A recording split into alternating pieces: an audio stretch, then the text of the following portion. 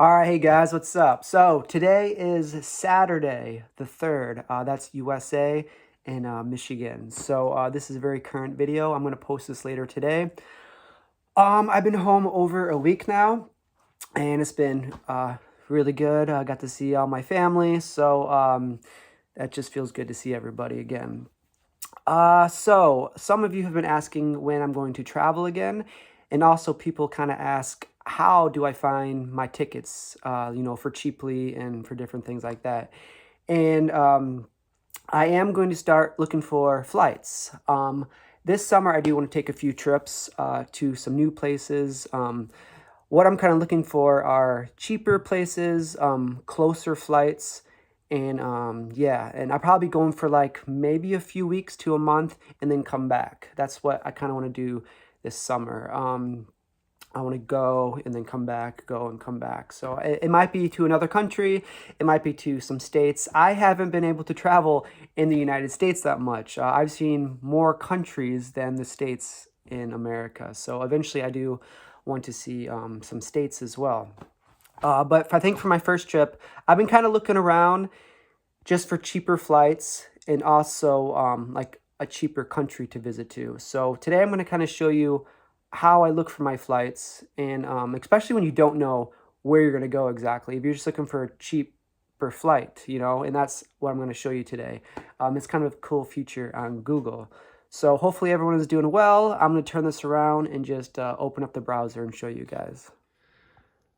All right, so it really doesn't matter what browser you use, but I am using Google Chrome. And what you want to do is go to incognito mode.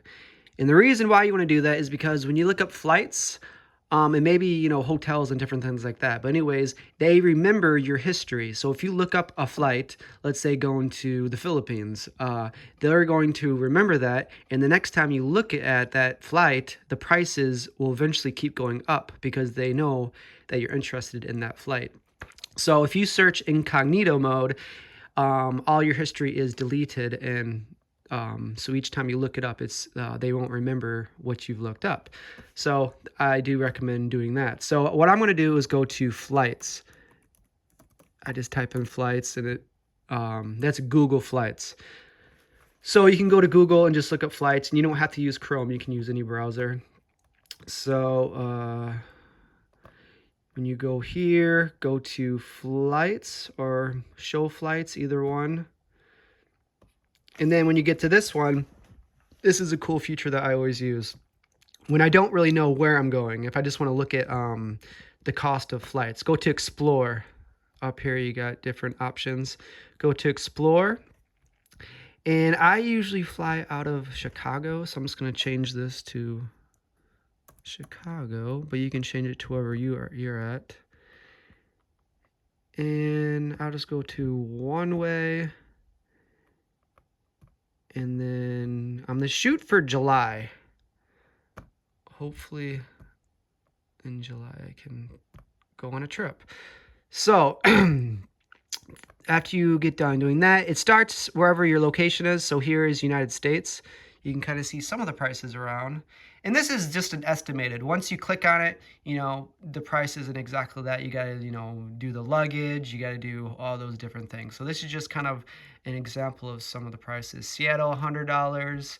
Las Vegas, $69. Austin, Texas, $82. And then Miami, $45.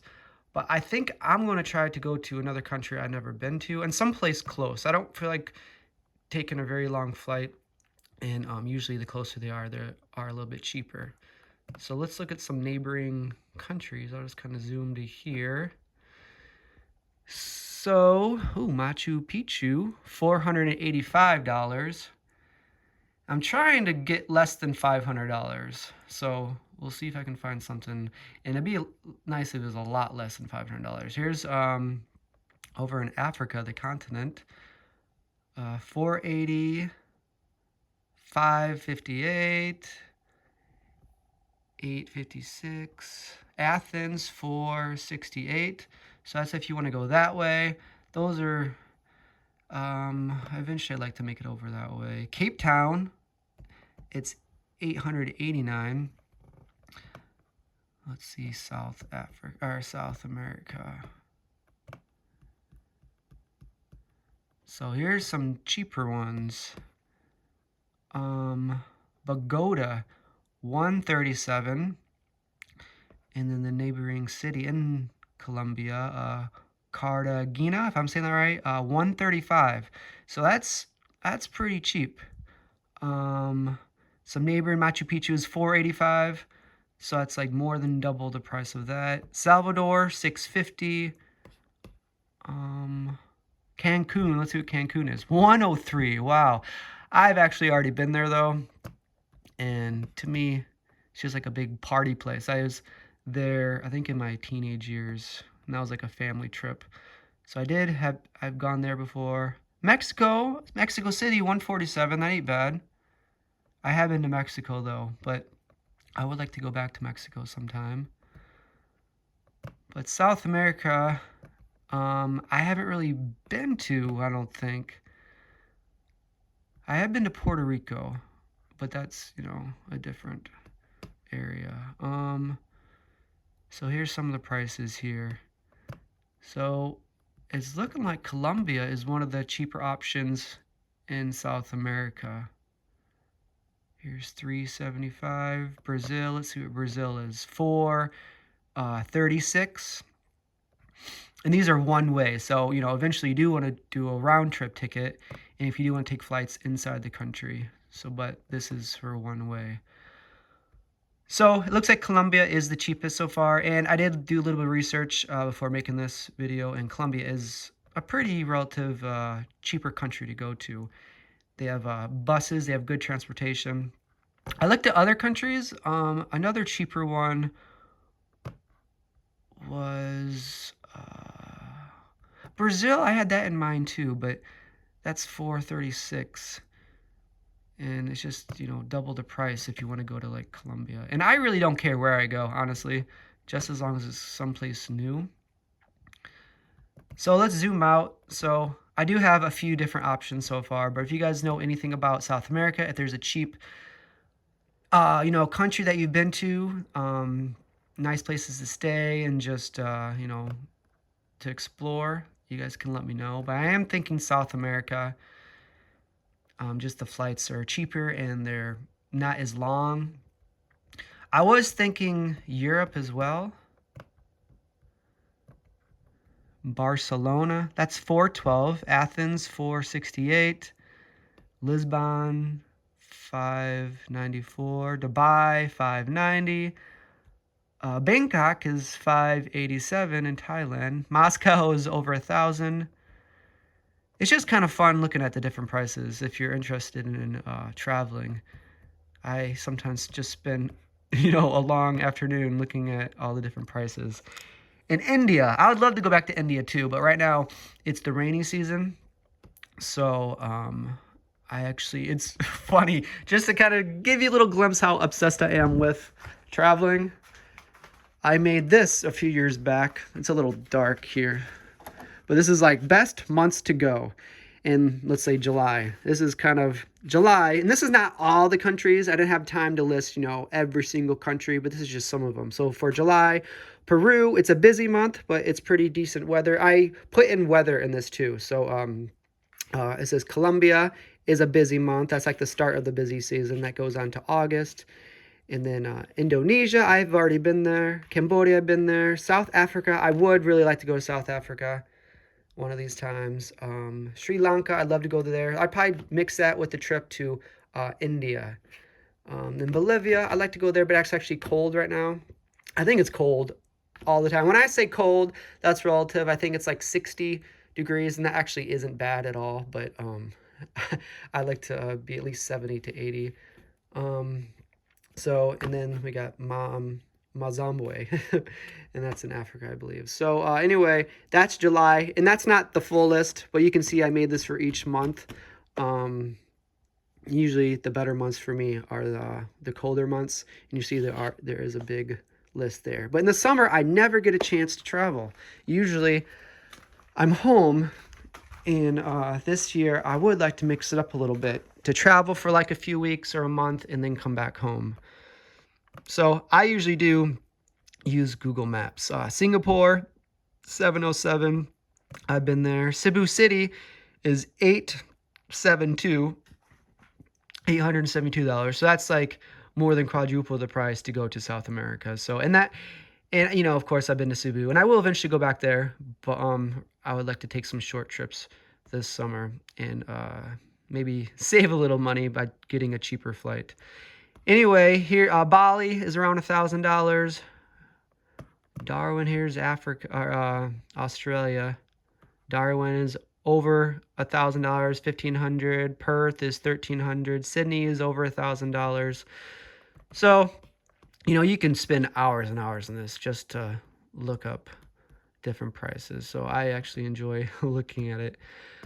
But for me, for this trip, I do want to go someplace close and someplace cheap. So right now, it's actually looking like Colombia is one of my top picks. Aruba is $161. That ain't bad at all. Let's go a little bit closer.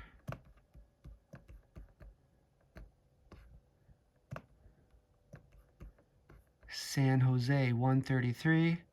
Panama City, $415. San Salvador, $118. Wow. Antigua, Guatemala, $116. That ain't bad. So there are some cheap options. So, and again, this is one way. So I do eventually have to fly out of that country as well. But when you fly a round trip, they usually give you a better deal than flying. That's one other tip. When you buy the tickets initially, you get a better deal if you buy the round trip ticket at the first go. Because if you buy one-way ticket and then wait to buy another one-way ticket, the one-way ticket is almost the same price as a two-way ticket. At least that's from my experience. So it's not always that way, but you do get a better deal if you buy a round trip ticket. But all right, I think that's it. I'm trying not to forget anything. If you guys have any other questions about how I find tickets, this is kind of how I go about doing it. If you guys have another way, let me know. I'm gonna turn this around real quick. All right, so that's about it. If you guys have any questions about, you know, how I travel and how I find tickets, you guys can definitely let me know. And if you guys have any other better ways, you know, this is just the way I do it. No one really ever taught me. I just kind of stumbled upon Google, and then the whole world thing. You can look at different prices and things. Skyscanner is a good one. Has a cool option where you click on it. It's like skyscanner.com. I don't know exactly. I used it in the past, but I don't really use it much anymore. You can say click anywhere or travel to anywhere, and it kind of does the same thing there. But I like looking at there. But there are different options. If you guys have another website or something that you recommend, you can definitely let us know in the comments. But that's kind of the idea. I've been home over a week. Time really does fly by. But, you know, I love being home as much as I love traveling. So right now I really do love being home, seeing all my family. And then I am getting the itch, though, to travel again and to see someplace new. So I am going to make these trips a little bit shorter, maybe about a month, even though that, you know, it's not short, it's long. That's a whole month I get to travel. So I'm very excited for that. And then come home for like a month or two. It just really depends. And eventually when it gets colder, I'll probably travel a little bit longer. But in the summer, maybe take a couple short trips. And eventually I like to travel. There's so many states in the USA that I haven't got to see yet. So hopefully if I have enough time, I can do that this summer as well.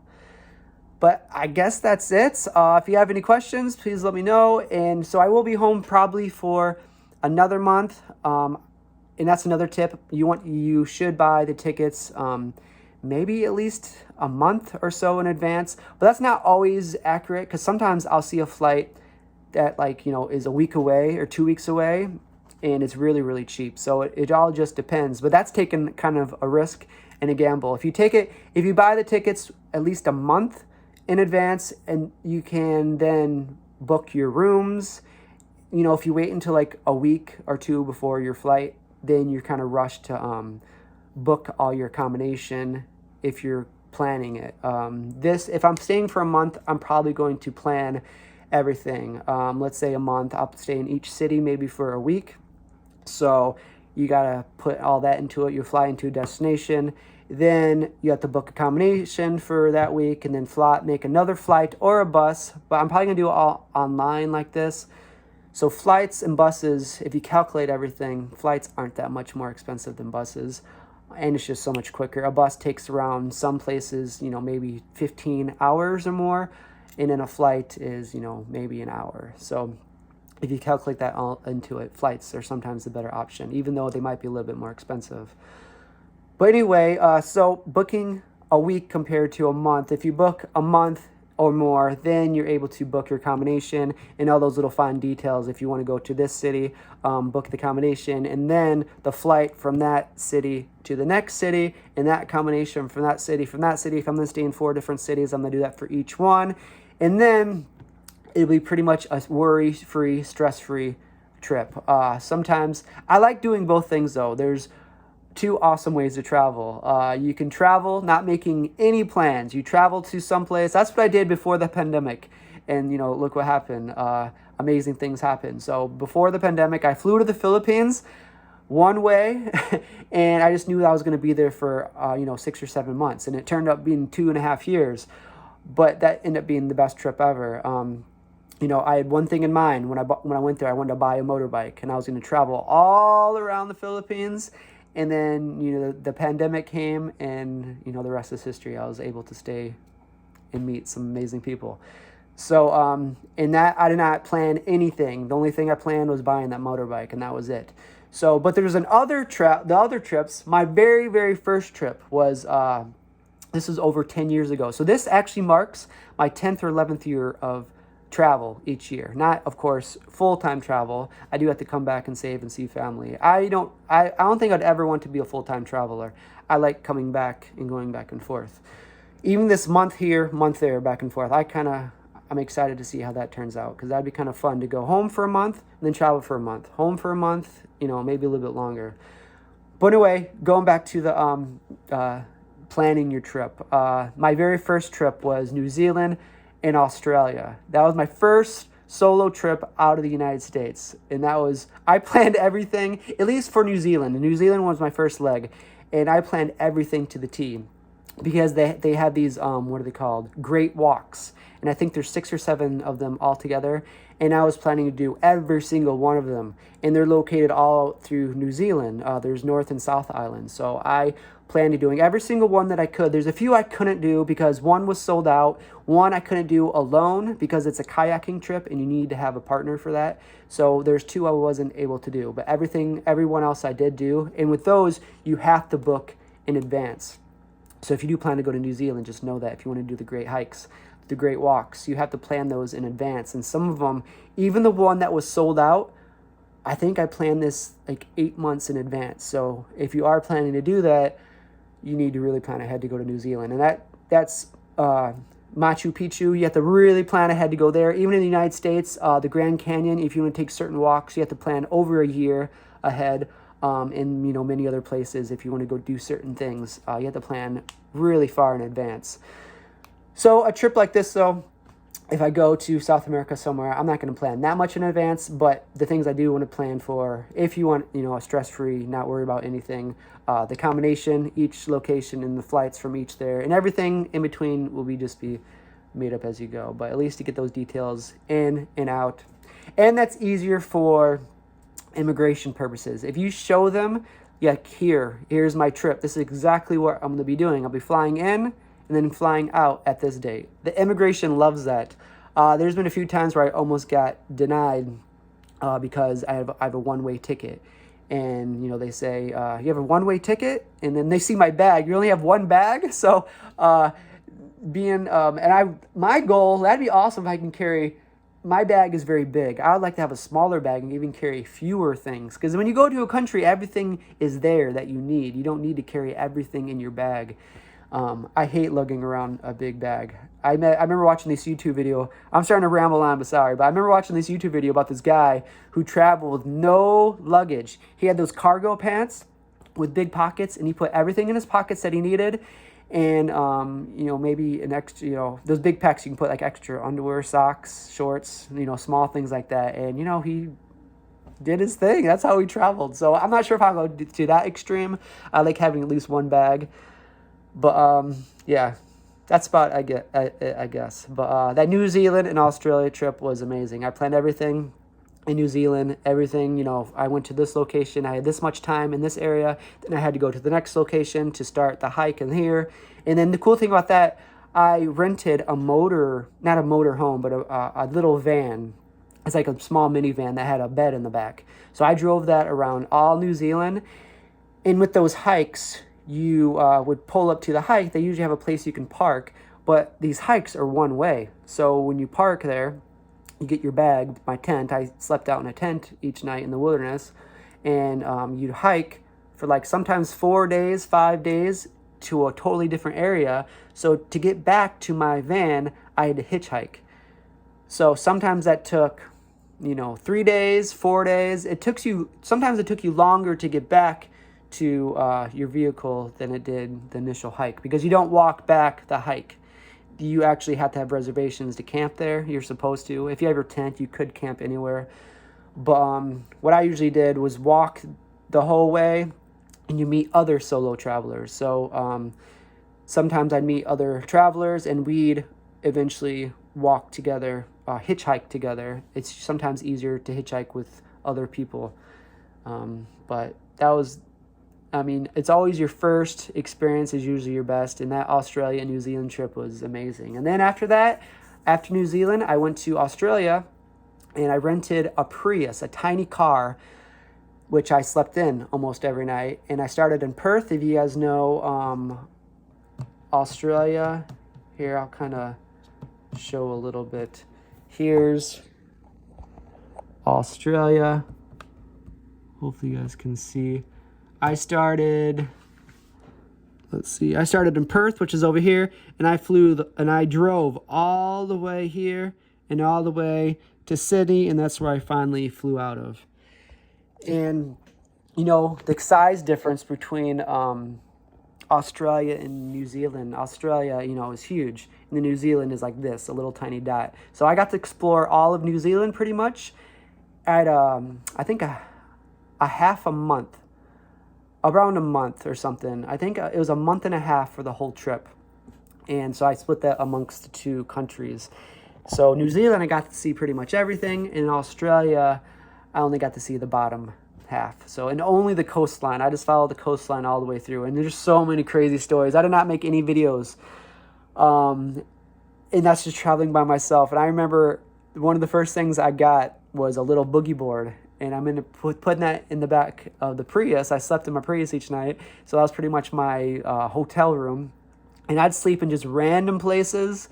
I wish I made videos back then, just for memories for me to be able to see. Because now that I'm thinking about it, some memories come back. But that was such an amazing trip. Like, I remember swimming sometimes in just random oceans, because you're going around the coast. There's no one around. And there's one time I got caught out in the ocean. I couldn't get back because of like the undertow, and all I had was my little boogie board, and it was very, very, very deep. I got sucked out, and the waves just kept coming. So as I got in, and then it'd take me out. It'd go in, and then take me out. And then luckily, probably an hour or two later, I finally got in. I just kept zigzagging back, and I finally did get in. And that was the last time I ever explored that much into the ocean by myself. I made sure I went to an ocean that there's other people, and and I swam in rivers that had alligator warnings. It said beware of alligators, and we just go swimming with in these rivers. And I did that with other people. I didn't do that by myself, but there's signs all over the place. There's signs right in the ocean. If you go to certain oceans, it says, beware of alligators or crocodiles. I'm not sure which one, but man, that was an amazing trip. That was my first trip, New Zealand and Australia. So that was really cool. And then ever since, I've been hooked. That was over 10 years ago. Ever since then, every single winter I traveled. That was, I think, a month and a half I was able. Oh no, it was 3 months altogether. It was a month and a half in each country, in each Australia and New Zealand. So I think I'm remembering this right. It's, man, over 10 years ago. It's crazy. But then after that, I was traveling every winter for 3 months. So every time it hit, like, I think it was right after Christmas, like January, February, March. I think those were like the 3 months I usually traveled for. And then I came back and worked. That was when I was working for my bosses that I always do summer work for. Like I watch their dog. They're great bosses, and they let me, after like my 12th year of working with them or something like that, I was like, hey, is it cool if I take off for the winter? And they said yeah. So that's really awesome. So that's what started this whole travel bug thing. So ever since then, I've been traveling every winter for 3 months. And then finally, before pandemic, before I stayed with Richie and Raymond's family, I rented a motorbike, and that was the first time I traveled for 6 months. That was that was the second time. The year before that, I traveled. I went to 6 different countries in 6 months. That was the year before that, and that was my first time traveling for 6 months. And I loved it that first year. I traveled to 6 countries in 6 months. It was amazing. And then the next year, after I went home, worked, saved, and came back again, that was the year I got the motorbike and was traveling just to one country. That was going to be the Philippines. And I was going to motorbike all the way around. And then the pandemic happened, and then that's that. So yeah, I wasn't planning on telling that whole story, but that was, it really brings back good memories. Like every year. That's a cool thing on making videos. I do recommend, even if you don't post it on YouTube, that's kind of, it's just a good idea to keep those memories, even if it's just for yourself. I wish I made more videos, because even after my first year of New Zealand and Australia, I went to many other countries. I went to Ghana, Africa before, Puerto Rico, Hong Kong was really cool. Man, that was such a cool trip, and then many others. So maybe one day I'll make a travel video just talking about those trips, because I don't have any videos or anything like that. Even pictures. I really didn't even take many pictures. I'm not a big picture guy, and I'm really not a big video guy. When I started YouTube, I started doing it, of course, but before that, I was just kind of traveling and living in the moment, and that is the best way to travel sometimes, just living in the moment every day and just taking what comes along. But anyway, guys, that's it for the day. I am going to buy my tickets very soon, though. So if you guys have any recommendations of flying out of Chicago, like a cheaper destination, a cheap flight, and a shorter flight, let me know. I'm thinking probably South America somewhere. If you've been to any South American country that is pretty cheap, pretty easy to navigate, and just maybe friendly. But that always doesn't matter. It just like, I like different countries, so if it's something that is out of my norm, then that's cool, just to get out of my comfort zone. So anyway, I guess that's today's video. Leave some comments, I guess, like the video, whatever. So I hope you guys are having a good day, and I'll see you guys next time.